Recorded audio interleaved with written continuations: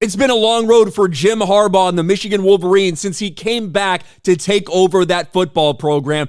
And I can't imagine anyone before this season started that was involved with University of Michigan, whether they're a staff member, a part of faculty, or whether they're a fan of Michigan football. I can't imagine anyone would have thought that with everything hanging over them, with Jim Harbaugh being suspended multiple games, all of this garbage, that this would end up being a perfect season. Yet nevertheless, here they are, a perfect season. And if it is the last game that Jim Harbaugh ever coaches at Michigan, like some people are suspecting, it is the perfect storybook ending as the Michigan Wolverines dominate Washington. It started in the very first quarter. Michigan started dominating on the ground, a couple really big runs. And even though they had some miscues, they had some missteps, they had some moments that you could question maybe some of the play calling or some of the execution where they let Washington come back in the game. Washington was able to finally score a touchdown at the end of the first half. But nevertheless, Michigan did not let that deter them. They had managed to pull away in the fourth quarter.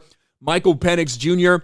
did not look very good. I'm just going to flat out say that in the game. He was pressured. He was pushed off his spot. And when he was rushed, when he was pushed off his spot, thrown off his back leg, he was not accurate. He was not this guy that we've seen this entire year. And before this matchup, so many people talked about that Washington offense versus this Michigan defense. Yeah, Washington has not seen a defense like Michigan's, but by the same token, had Michigan actually seen an offense that was up to the same level as what we've seen from Washington? Well, we know who held up in that, the Michigan Wolverines, and then their run game dominated them. J.J. McCarthy made some plays when he had to with his legs and with his arm. Was not asked to do a ton, quite frankly, because they were in control this entire game. You look at the box score. J.J. McCarthy only throws the ball 18 times, 10 for 18 for 140 yards. Michael Penix Jr., 27 for 51 for only 255, one touchdown and two big interceptions. Michigan ends up with 200-yard rushers. Blake Corum with 134 yards. Donovan Edwards, who had two massive runs to start in the first quarter that he broke off for touchdowns. Massive, massive momentum shift for them. But so much of the conversation obviously is going to surround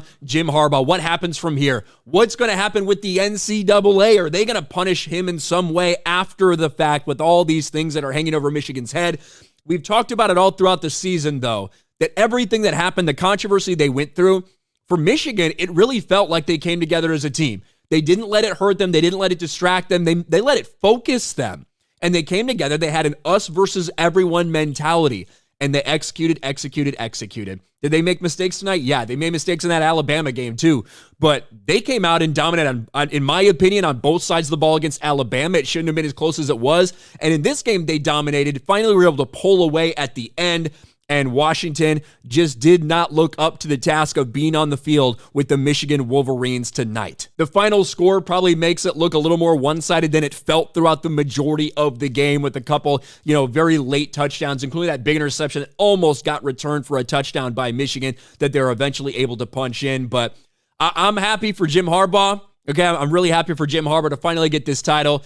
He came back. He wanted to restore his alma mater to glory, and that's exactly what he has done. Michigan's first national championship, first undisputed national championship since 1948? And obviously the first one since 1997 when they shared that one with, I think it was Nebraska in 97, the Charles Woodson Heisman year. Certainly a lot more things to be answered in terms of what happens with Harbaugh, what happens with Michigan. But as of right now, they are partying. The confetti is raining down, and no one, regardless of what happens, will ever be able to take this moment away from them. We'll see what happens with Jim Harbaugh if he stays at Michigan or ends up going somewhere else to go chase a Super Bowl after his national title. Let me know your thoughts about all this in the comment section below. Smash a like button, subscribe to the channel, ring the bell for notifications, share this video out there, and I'll talk to you later.